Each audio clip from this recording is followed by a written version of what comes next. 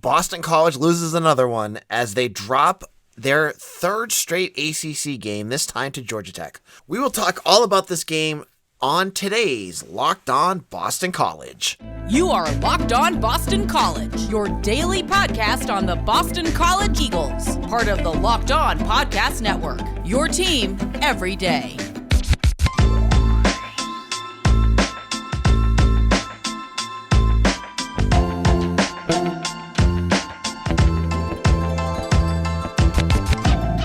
This is Locked On Boston College. I am your host, AJ Black. Happy Thursday, everyone. Boston College did it again. They've dropped another heartbreaker, this time to Georgia Tech. A team that was 0-4 in the ACC gets their first win against Boston College. Second game in a row, BC has given an ACC team their first ACC win. This was a tough one to watch. I mean, Georgia Tech just executed flat out better than Boston College down the stretch. It was a game of runs. Both teams seemed to be going, they'd have their moments where both teams seemed to look really well, like they're playing really well, and then they'd fall apart. You saw really good performances by Quinten Post, who had 24 points. You had Brevin Galloway with 18 points. But it was Georgia Tech shooting in the end that really just kind of doomed the Eagles. Trevor Maxwell scored 22 points. And if you were to tell me that Maxwell was going to be the leading scorer and they were going to hold DeVoe below 20 points, I'd say that was going to be a win right there. But Boston College, there was good shooters up and down that Georgia Tech lineup that just hit shots when they needed it. So just kind of giving you a kind of idea how this game goes. I'm not going to go through everything about this game, but Georgia Tech comes out, they start hitting, and Boston College falls behind. But credit to the Eagles, they come right flying back. It's something I think I've seen a lot out of Grant's team so far, is that when they fall behind, other than the UNC game, they start to roar back, and that's what they did here. And it was some 3-pointers from Brevin Galloway, who was just like liquid energy off the bench. Hit a couple near the end of that first half. Gave BC a 38-36 lead going into halftime. Felt pretty good about it because BC was behind. They started to hit some shots. They come out of halftime, and Georgia Tech goes on a run, and they take over the game a little bit. They build up a 12-point lead. You're like, oh god, this is where it falls apart. But Boston College again continues to make plays. It's mostly Quinten Post at this point, who just Georgia Tech had no answer to him. Like, I've never seen a team like Quinten Post he's a solid interior player, but like not anything you'd write home to. But Georgia Tech had no one that could stop him. They had one guy, Jordan Usher, who got in foul trouble early, had to sit. Post would go crazy on whoever they put on him because they kept, Georgia Tech kept going with small ball. Usher comes back out, he falls out of the game. Georgia Tech goes back to small ball. So, Post was able to do what he needed to do. I also think the small ball actually kind of helped Georgia Tech too, because they were just quicker than BC. Like they're failing to close out on some extra passes, some stuff we've seen all year long, and that caused issues. Down the stretch, Boston College had a 4-point lead with 2 minutes to go, and they couldn't close it out. That is disappointing. I don't know how you can't frame it any other way. It was disappointing. When you have a lead that late in the game, you should be able to put it away. And they had all the momentum, with all those big dunks by Post near the end of the game. It felt like everything was going BC's way, but every time that they punched Georgia Tech would counterpunch. And Georgia Tech went on a 12-2 run late in that game, and that was what put it out of reach. You saw near the end, BC kind of unravel a little bit. They were right in it towards the end. They, with 30, 40 seconds left, they had the ball. They were down by a single possession. And what does BC drop for a play? This terrible alley-oop pass from Jaden Zachary to, I think it was Brevin Galloway. I mean, there was no one even near it. So that ended up, being a turnover. Georgia Tech goes back and scores again, and that's it. It just slipped away so quickly at the end. And we've seen that happen with this basketball team before. So, it's a tough loss because Boston College needs these wins. The Pitts wins, the Georgia Tech, if you want to kind of put together a respectable season. I mean, as we've said all along, we're not expecting much from this year. We want to see improvement. Do we see improvement for this game? Kinda. I mean, you saw guys step up that you wanted to see, but this was a game BC should have won. I mean, they just needed to execute better, and they didn't do it. And I think that this was just another loss that in the end is going to just make a bad season look even worse, because you go out there against Pitt. Say you win against Pitt and Georgia Tech. You're now 3-1 in the conference. You're not expecting to beat, I know most of you are like Wake Forest, but Wake Forest is really good this year. Wake Forest, NC State, Dukes. You get blown out by all of them, but you get those wins. You feel still pretty good about going into next year. You don't have those wins. They're all losses now. You have the Notre Dame win, which seems like it was about 3 years ago, but you don't have the other wins to kind of rely on. And it feels like that's tough. Now they play Clemson next, a team I still think they could beat. So this is one more chance that they get. You saw the way that they got scoring in this game. It was a good way to figure out the weaknesses of Georgia Tech and exploit it. I thought that was good. Their closeout on the three-pointers and ability to hold defenses against some of that stuff, I thought was poor. There were points where they looked raw, and I think they're a raw team. So making tons of mistakes in a really short period of time. That's what's been killing BC. And a lot of that, is due to some younger players, but it's got to improve. That stuff, those periods where last year it was BC would just go ice cold shooting, and you're like, okay, whatever, that's bad. This year it's there's some ice cold shooting, but it's poor shot selection, poor play management, and that worries me more. So I'm looking to see if that piece improves heading to the end of the season. But that's it for basketball. And I hate to say it on the show, but basketball is supposed to be the number 2 sport at the school.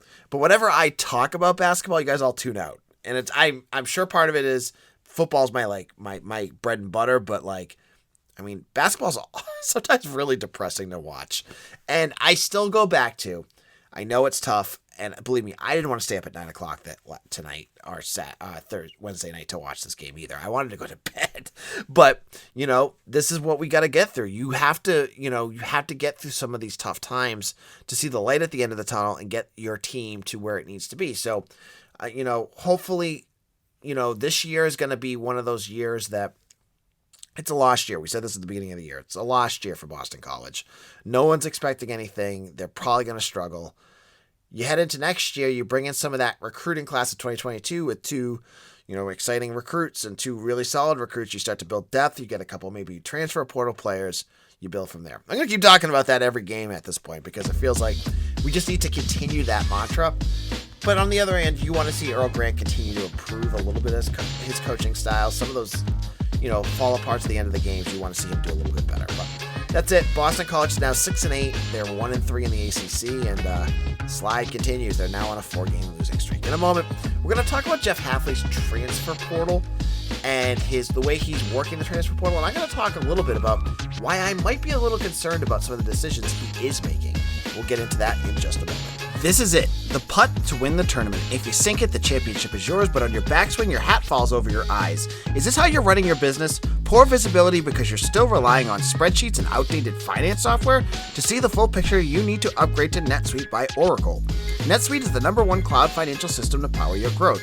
With visibility and control of your financials, inventory, HR planning, budgeting, and more, NetSuite is everything you need to grow all in one place. And with NetSuite, you can automate your processes and close your books in no time while staying well ahead of your competition.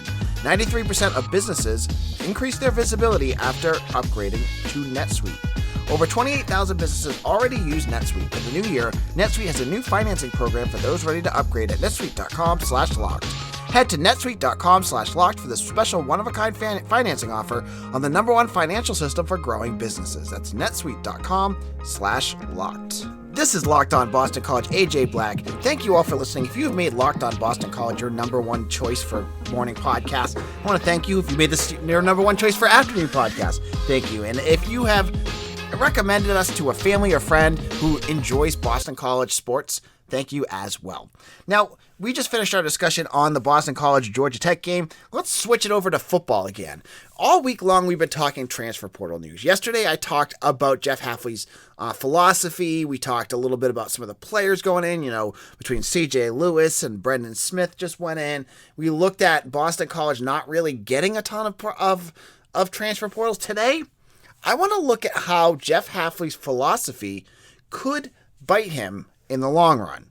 And this is where I'm kind of going to take another approach and look at his transfer portal philosophy and talk about maybe it could go wrong. Maybe it's not the right way to address things. So where I'm going to start this off, the 2022 season has the potential to be good, right? We all know this is another year, the last year of Phil Dracovic and Zay Flowers. You have a quarterback that's, the best that you probably have had since Matt Ryan, as long as he stays healthy, and the best wide receiver Boston College has ever had. I don't think, or most explosive wide receiver Boston College has ever had. Now, they're going to go after this season. Now, if you're building a team, if you're building for this what could be a good year, would you want to surround Zay Flowers and Phil Dracovic with developmental guys or guys that could be impact players or ready to go right now? And I'm just going to throw a name out there, and I don't know if Boston College is completely into him or if they're just, if there's any interest at all, but just a name to throw it around, right? So let's look at the tight end position, because that's always the joke, is I always talk about the tight ends, but that's a big one. Trey Berry's off into the pros. He just left. He'll be playing in the NFLPA Bowl, and that means that he's, got an agent and everything, and he'll be going pro. So you have now at wide receiver some choices. So you could easily go into next year with Joey Luchetti and try maybe, Charlie Gordney or Spencer Witter as the backup. Is that a big drop-off from the last 2 years of Hunter Long and Trey Berry? Yes. Is Joey Luchetti serviceable? Yes, he's serviceable. He's not anything special, but he could get the job done, right? But say that your goal this year is to go all in with Phil Dracovic. You're after the season, you're going to have Emmett Moorhead. You don't know what you're going to get there, or you're going to get, someone else that's going to come in. This is a big year for Boston College. Do you want to risk it by filling in with guys that aren't proven? Because after this year, that window closes. Now, that could bite Jeff Hafley in the butt, right? If you're just filling in with guys that maybe aren't just ready yet, maybe it's you don't have the high-end players that you could get if you went into the portal. But could that impact the outcome of the season? It definitely could be. It's something I think that Jeff Hafley needs to be considerate about, because I totally get his perspective here, right? You want to build and develop your product, right? But at tight end, if you have Luchetti out there, he's a C+ player. He's not anything special. But say, for instance, Alabama transferred Jaleel Billingsley. I'm just throwing a name out there. Say he was interested in coming to Boston College. It's a guy that's got about 60 catches over the last couple of years. Really dynamic tight end. He's a 4-star out of college. Would give you a good bridge between, Trey Berry and whoever comes in next year, whether it's Matt Reagan or Jeremiah Franklin or Charlie Gordnier. You get him in for a year. Now you have an elite weapon at tight end. Would you do that? Or should Jeff Hafley do that? I think he should. I think there's positions where you have to do it case by case. But yes, you want to bring in and develop guys. But if there's not that talent for next year for Phil Dracovic, it's important to do that. You need to put out your best product next year. And not only just because it's Phil Dracovic and Zay Flowers, it's because we're on to now year 3 of Jeff Hafley. It's kind of we're getting to put up or shut up time, right? How much longer can it take him to develop this team, to get them over that hump? Now, I know the last 2 years are completely wonky with COVID and all sorts of weird stuff, but he needs to show it too. So I don't know if there's a position that he feels that maybe BC lacks that depth. You need to go out there. You need to hammer that, or it's going to bite him. Because if we go into next year and there's a position, offense or defense, and there was a player out there that he could have got, and they didn't address it because they decided to bring in like a redshirt freshman or a sophomore, and they're not ready or up to that challenge, and they make a mistake, yeah, that's going to stink. But it also is kind of on the staff too. They got to make that choice. They got to figure out what that sweet spot is, because just saying, like, right now we're into Thursday and classes start next week, it does not look like to me that there will be any transfers in this first go round. Now, you're going to go into spring practice, and usually around spring practice there's a second wave of players going, oh yeah, no, I'm not going to be playing, I'm going to go somewhere else. And that's where you get guys Last year, it was like Trey Berry. You got a couple other guys that came in later. Alex Sinkfield, I think, was later. You get some of those guys later in the cycle. But, I have to say it's a little disappointing right now that there's been nothing. Because, yes, you want to bring in the developmental guys and the guys that you have in your program.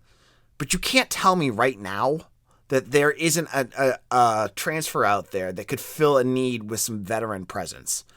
So that's a little concerning on my part. I'm a little worried about it.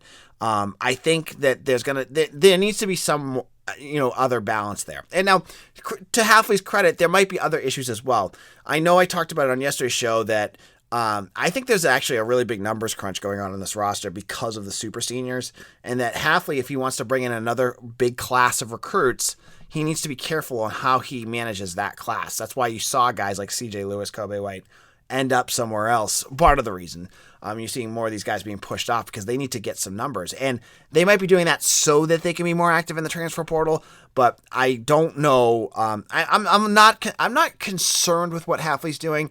I just think I'm not sure if it's the right move, and we'll have to wait and see. Now, do you agree with me? Hit me up at LockedOnBC and let me know if Hafley's making the right move right now, just kind of staying cool and staying put in the transfer portal. Now, in a moment, let's get into the news, including some basketball recruiting news, and we'll talk a little bit more about football.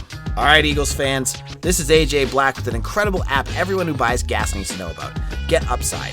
My listeners are making up to 25 cents for every gallon of gas every time they fill up. Just download the free Get Upside app in the App Store or Google Play right now and use promo code SCORE and get a bonus 25 cents per gallon on your first fill up. That's up to 50 cents cash back. Don't pay full price at the pump anymore. Get cash back using Get Upside. Just download the app for free and use promo code COLLEGE to get up to 50 cents a gallon on your first tank. Some people who drive a lot are making as much as $200 to $300 a month in cash back, and there's no catch. The cash back gets added right to your account. You can cash out anytime to your bank account, PayPal, or e-gift card for Amazon and other brands. Just download the free Get Upside app and use promo code SCORE to get that 50 cents per gallon on your first fill up. BetOnline would like to wish you all a happy new betting year as we continue our march to the playoffs and beyond. BetOnline remains the number one spot for all the best sports wagering action for 2022. New year and a new updated desktop and mobile website to sign up today and receive your 50% welcome bonus on your first deposit. Just use our promo code LOCKEDON to get started. From football, basketball, hockey, boxing, and UFC right to your favorite Vegas casino game, don't wait to take advantage of all the amazing offers available for 2022. I use BetOnline, and I have to say I am super happy. Earlier in August, I put some money down on the Georgia Bulldogs to win the national title. Boom, just hit it. I also put a little bit down on Jamar Chase to win Rookie of the Year. Looks like I'm going to hit that one too. So you can make all these. You can either do daily, you can do long terms, you can do prop bets. They have it all on BetOnline. It's a great and it's so easy to use. BetOnline is the fastest and easiest way to wager on all your favorite sports. So head on over to BetOnline, where the game starts. This is Locked On Boston College, AJ Black. Hope you all are having a terrific Thursday. We're going to kind of just jump into the news. And I'm going to start off with something we haven't talked about in a long time, which is college basketball recruiting. Now, if you remember, there are 4 recruits coming in the class of 2022. That's Prince Alagbe, Donald Hand, Chaz Kelly, and Armani Mighty. Armani Mighty is one of my favorite names ever at Boston College. It's absolutely just above Spiffy Evans. But they USA Today named their watch list for the All-American team. And on that list, they gave 800 names, so it's not the All-American team yet. 2 of Boston College committed recruits are on that, and that would be Donald Hand and Prince Aligbe. So 2 big names. That's big. I don't know what the odds are that they will make the All-American team, the McDonald's All-American team, but the fact that Earl Grant's got 2 guys that are already in that kind of consideration, if they both make it, that bumps up where Boston College is. What their view is in terms of the recruiting world. Like if you get 1, that would be huge for Boston College. I can't even remember the last one that they got. But that's a big deal for Boston College recruiting. So hopefully those 2 guys will get in. And more news for Cam Schwartz about women's basketball, who was named the NCAA starting 5. It's like their 5 stars of the week. She had that 39-point game against Clemson. Also, I don't know if the voting is already closed, but Joanna McNamee retweeted it out. You can vote for the picture of her like on the ground, like screaming and yelling in excitement as the picture of the week. So I thought that was kind of cool as well. And I don't think we brought it up on yesterday's episode, but Brendan Smith, a tight end for Boston College, entered the transfer portal. I think I mentioned it early in the episode. He was, I think he was a guy you saw in the spring game a little bit. He was more like a depth tight end. So this is just another example, I think, of Hafley trying to get some scholarships for guys that could actually do things for the team. No knock on Smith. He's a Needham High guy, a guy that I think, probably was more of the practice squad, scout team, and there in case they had a lot of injuries. But I just couldn't see him playing this year behind Spencer Witter, Joey Luchetti, and a few others. So another guy into the portal. We've seen a lot of movement and BC players entering the portal, and we have none coming out of the portals. I mean, coming into the program from the portal. There's still a few names to watch as well that I think could be interesting for next year that we haven't heard what the deal is with them. One is Chibuzi Nwuka, who's the defensive tackle who missed all of last season due to an Achilles injury. Because of that, I think he gets a red shirt if he wants to. I'm not even sure he or BC wants him to play another season, but given some of the struggles they had on the interior, he would be big. That would be as big as getting a transfer to me. To get a healthy Chibuzi Nwuka back in there, you put him next to either Chris Banks or you put him next to Cam Horsley, and you got a good solid 1-2 punch at defensive tackle. He's one. And Alex Sinkfield, the transfer from West Virginia, who ran for 350 yards last year, was the speed to Pat Garwo's power in the backfield. They haven't said yet whether he's coming back. So those are two names I think that could be big additions if they come back, but we're not sure yet because we haven't heard where they're going. The one name that I did see enter the NFL draft, I missed it earlier, was TJ Ram, defensive tackle. He's entering the transfer portal, so that's another defensive tackle that's going to be off the squad. So on tomorrow's show, we're going to jump in, talk more about college football. We're probably going to have Mitch Wolf back on to talk about the end of the season, look at the All-American Bowl and not the All-American Bowl, Senior Bowl, East-West Shrine Bowl, and some of the other pro-season games that Boston College graduating players are going to participate in over the next couple of weeks. So you're going to want to hear that. This is AJ Black. You can find me on Twitter at AJBlack_BC. You can find my the podcast at Locked On BC on Twitter, and make sure to follow us on Facebook as well. Just look up BC Bulletin on Facebook. I put episodes of the show up there on YouTube. I put all sorts of news and notes that you're going to want. So it's super easy. If you use Facebook, just find us and hit that subscribe button or like button, and it really does make a difference for us. Thank you all for listening, and we'll see you all again soon. Take care, everyone.